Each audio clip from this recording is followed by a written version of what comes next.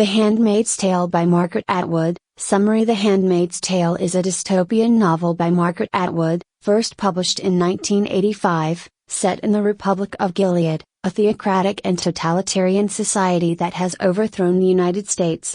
The story is narrated by Offred, a woman forced into the role of a handmaid, whose sole purpose is to produce children for the ruling class.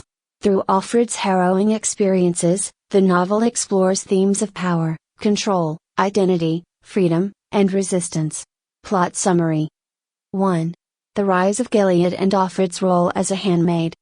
The Republic of Gilead, plagued by environmental degradation and widespread infertility, enforces strict societal roles for women, stripping them of autonomy, identity, and rights.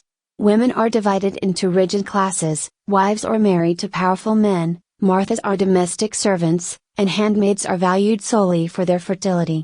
Offred, the protagonist, is one of these handmaids, assigned to Commander Fred, hence Offred, to bear his child. Under Gilead's laws, Offred is denied basic freedoms, forbidden from reading, writing, or even leaving her assigned home unaccompanied. 2. Memories of the past and loss of identity. Offred often recalls her life before Gilead, when she was married to Luke and had a young daughter. These memories reveal the rapid and violent shift from a free society to Gilead's oppressive rule. Offred's sense of self has been shattered, as she can no longer use her real name or claim her family. She and other handmaids are indoctrinated through the aunts, who teach them that their bodies are the property of the state. Her memories serve as a source of both pain and strength, reminding her of what she has lost and what she might still hope for. 3. Life in the commander's household and the ceremony. Offred lives a controlled, isolated life in the commander's household, where each month, during a ritualized sexual ceremony, she is forced to try to conceive a child with the commander, while his wife, Serena Joy, participates by holding Offred's hands. This ritual strips Offred of any sense of autonomy or intimacy, reducing her to a vessel for procreation. Offred endures this humiliation and loss of self, yet she remains observant and secretly rebellious, finding small acts of resistance wherever she can. 4. Forbidden encounters and the commander's advances. One evening, the commander summons Offred to his study, where he initiates an illicit relationship, asking her to play Scrabble and read books, both forbidden activities for women in Gilead.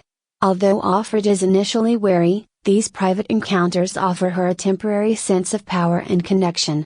The commander also takes her to a secret club frequented by the elite, where women are dressed in forbidden, revealing clothing. Offred's experiences at the club reveal the hypocrisy within Gilead's ruling class, who engage in behaviors they publicly condemn, exposing the fragility and corruption within the system. 5. The growing resistance and Offred's alliance with Nick. Through Offglyn, a fellow handmaid and member of a secret resistance group called Mayday, Offred learns of an underground network working to dismantle Gilead. She becomes increasingly aware of the risks and possibilities of resistance. Meanwhile, Serena Joy, desperate for a child, suggests that Offred engage in an affair with Nick, the household chauffeur, believing the commander may be infertile. Offred develops genuine feelings for Nick, finding a sense of comfort and intimacy that defies the dehumanizing life imposed on her. Their relationship becomes a rare source of freedom and agency in her otherwise restricted world. 6. Confrontation, betrayal, and the uncertain escape. As tensions rise, Offglyn is discovered and disappears, replaced by a new handmaid who warns Offred to be cautious. Offred learns that she is under suspicion, as the regime tightens its surveillance.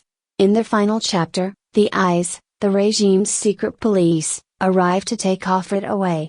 Though it is unclear if Nick has betrayed her or helped orchestrate her escape, he tells her to trust him. Offred steps into the van, her fate left ambiguous.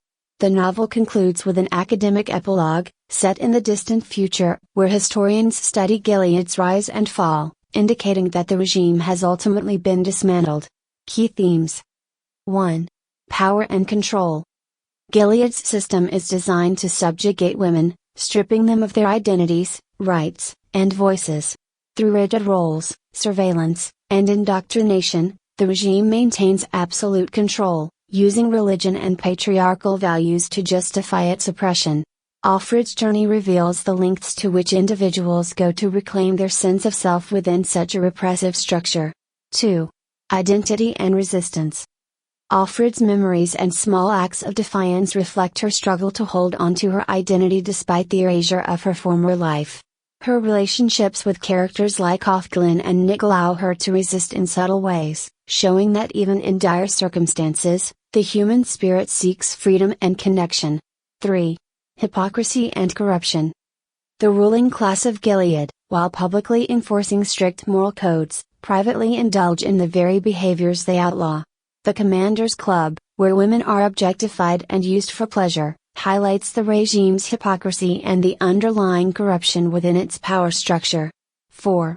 Hope and the role of memory. Alfred's memories of her past and the life she once knew provide her with a reason to endure.